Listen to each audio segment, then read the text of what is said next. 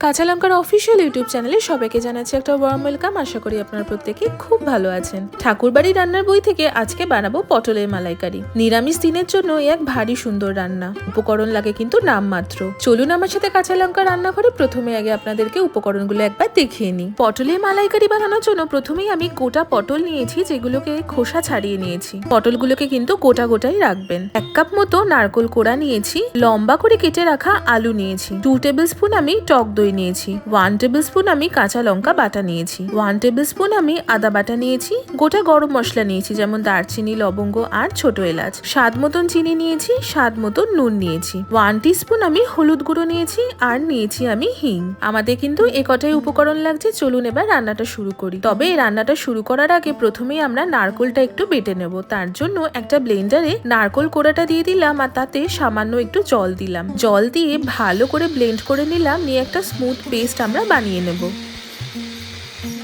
চলুন এবার রান্নাটা শুরু করে ফেলি। কড়াইতে আমি 3 to 4 টেবিল স্পুন সর্ষের তেল গরম করে তাতে প্রথমেই 1/2 টিস্পুন মতো হিং দিলাম। সাথে দিয়ে দিলাম গোটা গরম মশলা। মিনিট খানেক বেশ ভালো করে সতে করে নিয়েই এবার আমি প্রথমে আদা বাটাটা দিলাম, আর দিলাম সামান্য পরিমাণ নুন। তারপর দিয়ে দিলাম কাঁচা লঙ্কা বাটা আর হলুদ গুঁড়ো। হাই ফ্লেমে মিনিট 2 এবার ভালো করে সবকিছু রান্না করে নেব। মিনিট 2 পরে গ্যাসের ফ্লেমটাকে আমি একদম লো করে দিয়ে তাতে আমি টক দইটা দিয়ে দিলাম।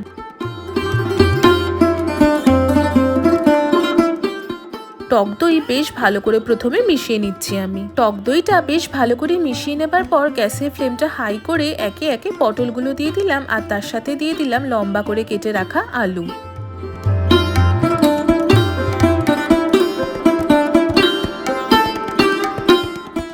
এবার মশলার সাথে আলু আর পটল কিন্তু খুব ভালো করে কষিয়ে প্রথমে রান্না করে নেব।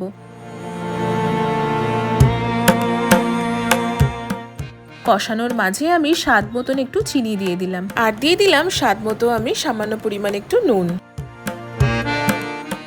ভালো করে মিশিয়ে নিয়ে এবার নারকেল বাটাটাও আমি দিয়ে দিলাম। নারকেল বাটাটা দেবার পর মিডিয়াম টু হাই ফ্লেমে আমি আরও 4 থেকে 5 মিনিট ভালো করে কিন্তু রান্না করে নেব।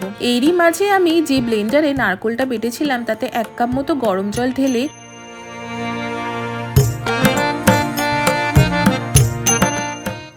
ভালো করে মিশিয়ে নিয়ে কিন্তু পটলে ঢেলে দিলাম। এই সময় গ্যাসের ফ্লেমটা কিন্তু হাই করে ঝোলটা ফুটে আসা পর্যন্ত আমি ওয়েট করব। রান্নাটা কিন্তু খুবই সাধারণ, অথচ কি ভালো যে খেতে হয় কি বলবো। আসলে আগেকার দিনের সাবেকি রান্নার সিম্পলিসিটিটাই কিন্তু আসল। দেখুন এদিকে আমার ঝোলটাও কিন্তু ফুটতে শুরু করেছে। আমি এবার লো টু মিডিয়াম ফ্লেমে ঝোলটা শুকিয়ে আসা পর্যন্ত রান্না করে নেব। এই ধরুন 5 থেকে 7 মিনিট রান্না করে নিলেই হবে। 5 থেকে 7 মিনিট হয়ে গেছে। দেখুন ঝোলটা কিন্তু একদম শুকিয়ে গেছে। আলু আর পটলও কিন্তু সেদ্ধ হয়ে গেছে। এবার আমি ওপর থেকে 1 টেবিল স্পুন মতো ঘি ছড়িয়ে দিলাম। এই ঘিটা দেবার ফলে কিন্তু একটা ভীষণ সুন্দর ফ্লেভার আসে।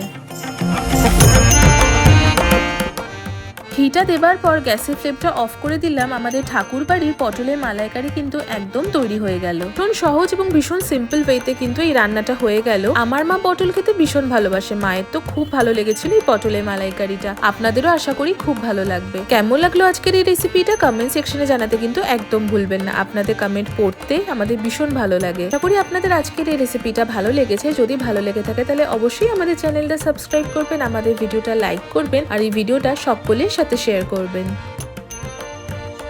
দেখা হচ্ছে আবারও একটা ঠাকুর বাড়ির নতুন রান্নার সাথে। ততক্ষণের জন্য ভালো থাকবেন, সুস্থ থাকবেন, আর কাঁচা লঙ্কাকে এইভাবেই ভালোবাসা সাপোর্ট দিতে থাকবেন। See you soon and happy cooking.